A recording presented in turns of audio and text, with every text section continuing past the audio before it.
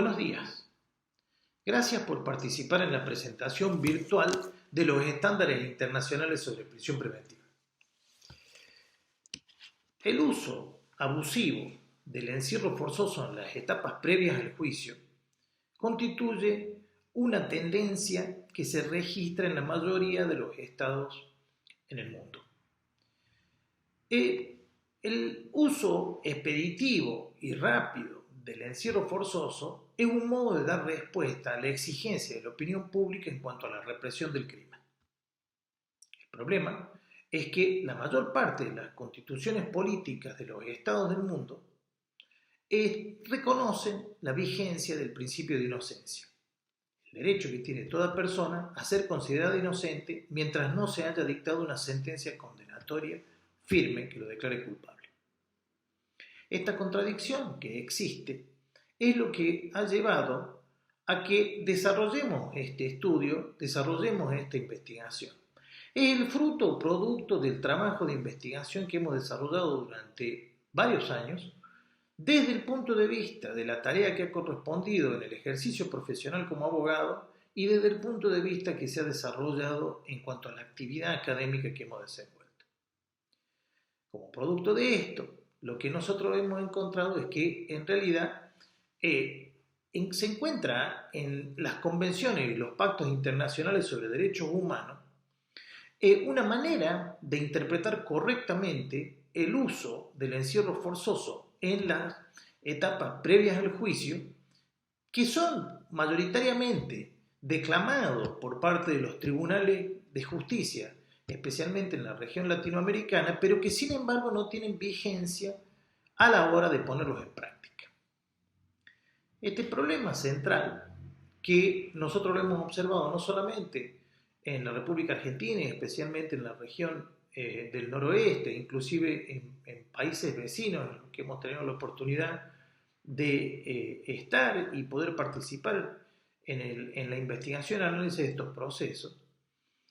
nos lleva a la preocupación de tratar de proporcionar o contribuir de alguna manera a la solución de este problema. El libro en sí comenzó siendo realizado como parte de investigaciones que se referían a estas cuestiones puntuales, especialmente investigaciones que se realizaron de carácter empírico para saber el modo en el que era utilizado el uso del encierro forzoso en la región latinoamericana y que progresivamente fue derivando en la profundización del tratamiento de estos temas y por eso en base a la indagación y al conocimiento más profundo que se fue realizando pudimos llegar a establecer una idea bastante concreta del modo en el que debiera hacerse uso del encierro forzoso para que este resulte acorde a las previsiones que se encuentran contenidas en los pactos y convenios internacionales sobre derechos humanos. ¿Qué es lo que nosotros pretendemos transmitir con el libro? Lo que se busca es poder, en la medida de lo posible,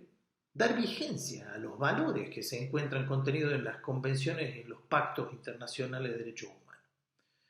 Y esto es así porque la mejor calidad de vida que pueden llegar a tener los habitantes en cualquiera de los países de la región tiene mucho que ver con el modo en el que se desenvuelve y se administra el sistema de justicia criminal. El título del libro, Estándares Internacionales sobre Prisión Preventiva, tiene que ver con esto. ¿Por qué hablamos de estándares y no hablamos de normas o no hablamos de artículos sobre prisión preventiva? Porque en realidad la idea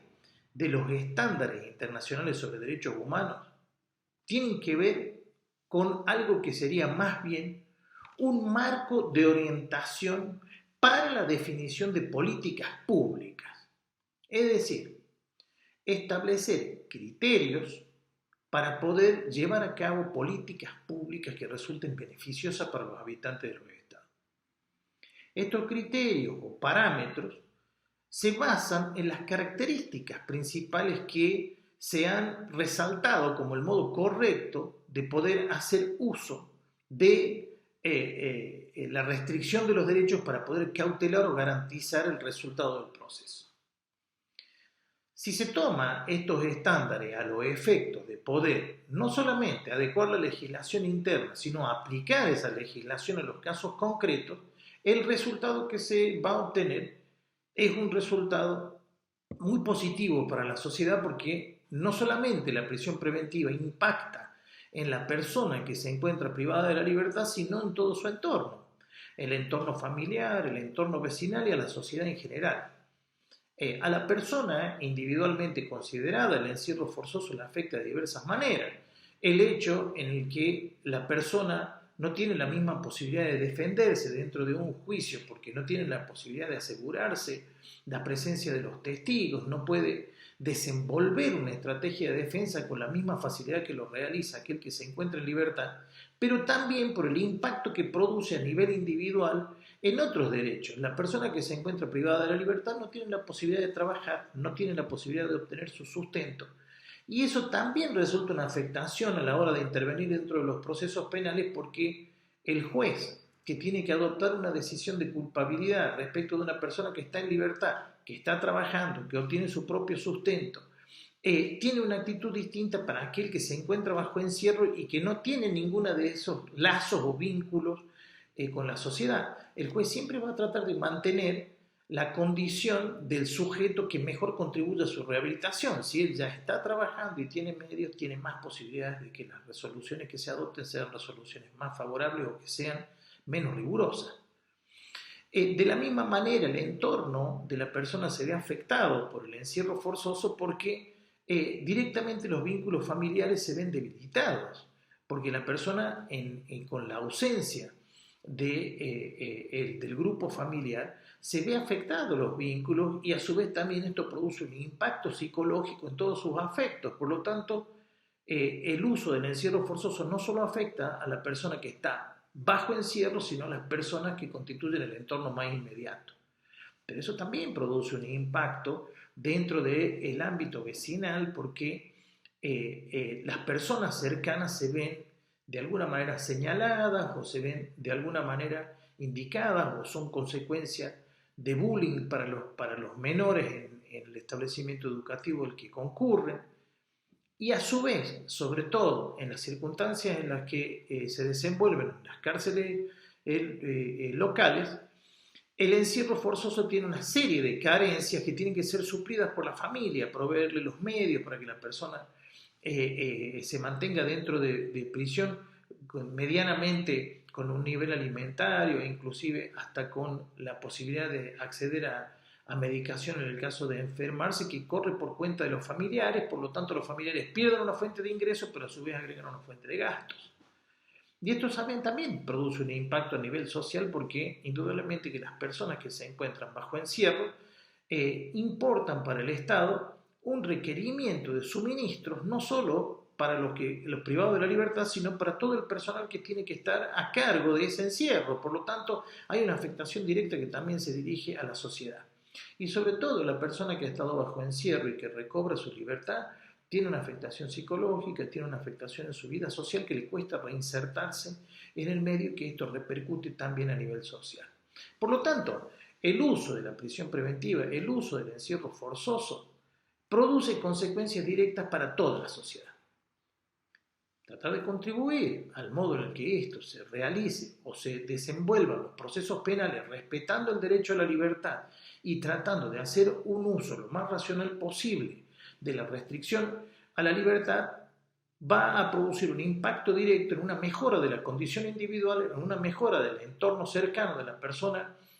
acusada en un proceso, y a su vez también va a producir un impacto directo en la mejora de la sociedad que los contiene.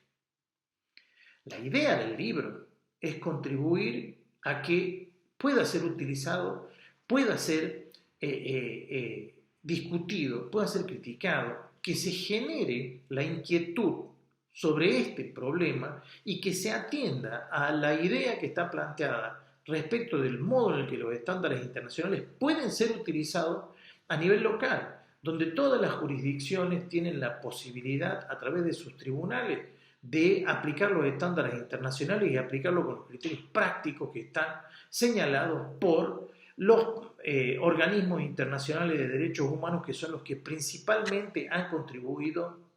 a realizar una interpretación de estos estándares que sea coherente y que sea aplicable principalmente por los tribunales de justicia. En el libro nosotros hemos comenzado por tratar los estándares internacionales, en primer lugar, considerando lo que es el derecho a la libertad, cómo se concibe el derecho a la libertad y el derecho a la seguridad personal.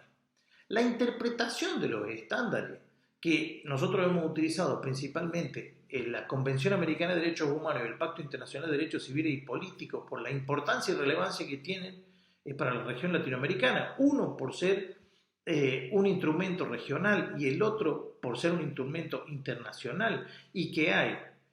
organismos específicos de interpretación de estos pactos, en el caso de la Convención Americana de Derechos Humanos, la Comisión Interamericana de Derechos Humanos y la Corte Interamericana de Derechos Humanos. Y por otro lado,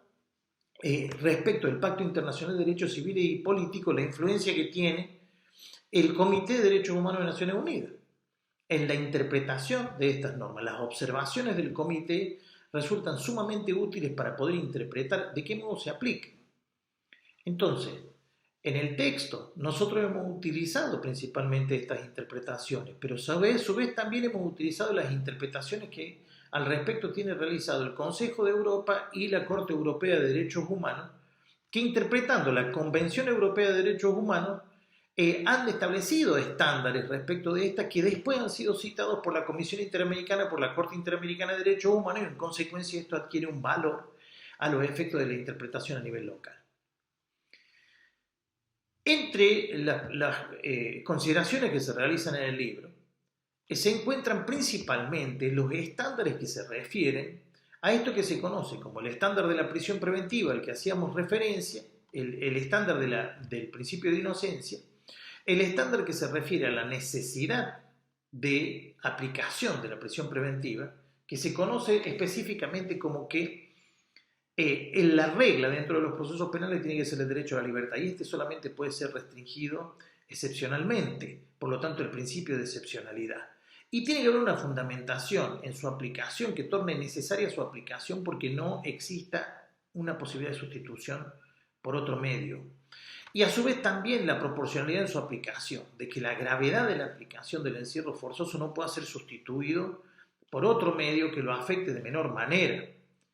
Porque tiene que haber una correspondencia entre el resultado que se pretende obtener y la afectación del derecho para obtener ese resultado. En la medida en la que no exista otro medio menos gravoso para obtener el mismo resultado, se estará respetando el principio de proporcionalidad. Y finalmente el principio de la motivación necesaria del uso de la prisión preventiva. Tiene que los tribunales manifestar en términos concretos por qué utilizan esa medida y no utilizan otra.